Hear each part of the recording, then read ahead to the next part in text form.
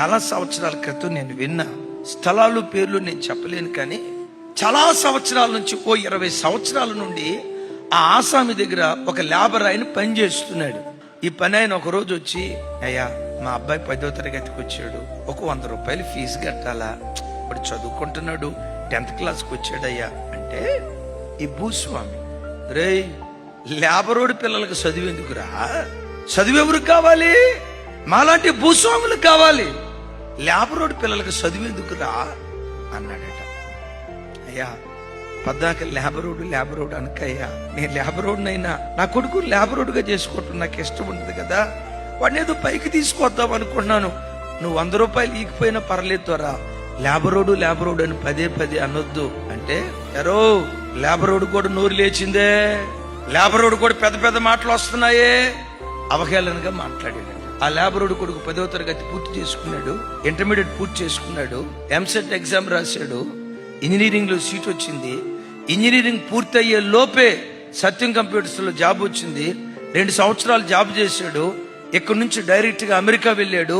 దరిదాపుగా 12 సంవత్సరాలు అమెరికాలో ఉండి తను సంపాదించే డబ్బు నెల నాన్నకు పంపిస్తా ఉన్నాడు. నాన్న డబ్బులు వృధా చేయొద్దు. 12 సంవత్సరాల తర్వాత తన ఊరు ఎలా ఉందో, ఆ తండ్రి కొన్నటువంటి పొలాలు ఎలా ఉన్నాయో, ఏ పొలాలకు ఆ డబ్బు ఇన్వెస్ట్ చేశాడో చూద్దామని కొడుకు అమెరికా నుంచి వచ్చాడు. ఆ తండ్రి కొన్న పొలాల్లో తిరుగుతూ ఉంటే 70 సంవత్సరాల వృద్ధాప్యంలో ఉన్న పెద్ద ఆయన ఆ పొలంలో పని చేస్తున్నాడట. డాడీని పిలిచి, డాడీ ఈయన ఎవరో నేను చూసినట్టుంది, ఎవరి డాడీ ఈయన?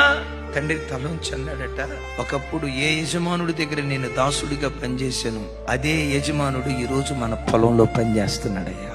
ఎందుకైంది డాడీ ఇట్లా? వాళ్ళ పిల్లలు కోడి పందాలాడి పేకాటక డబ్బులు తగలబెట్టి ఉన్న 10ల సంఖ్యలో ఎకరాలు పంచుకుంటే, 100 ఎకరాలు పంచుకుంటే తలో 10ల సంఖ్యలో వచ్చింది. వీళ్ళ పేకాట వ్యసనం, వీళ్ళ కోడి పందాల వ్యసనం, మొత్తం పొలాలు అమ్ముకొని ఈరోజు తినటానికి తిండి లేక ఈ తండ్రికి మొద్దన్నం పెట్టకపోతే ఈ యజమానుడు తన భార్య ఆకలి తీర్చడానికి పొలంలో పనికొచ్చాడయ్యా. రాజులు రైతులు అవుతారు, రైతులు రాజులు అవుతారు. ఆ సామెత ఊరక నానుడి పుట్టలేదు.